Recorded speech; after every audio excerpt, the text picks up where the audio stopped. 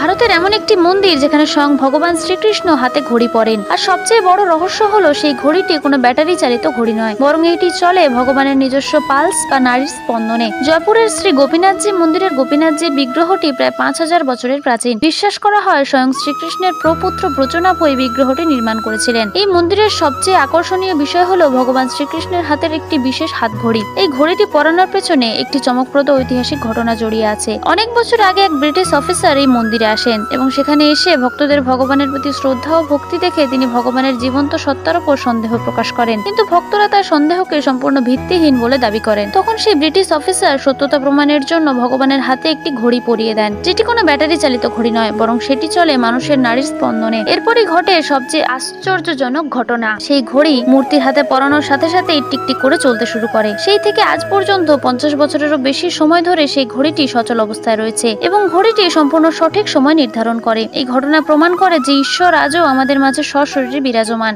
ভিডিওটি ভালো লাগলে লাইক করবেন ও চ্যানেলটি সাবস্ক্রাইব করে কমেন্টে জয় গোপীনাথজি লিখতে ভুলবেন না। ধন্যবাদ।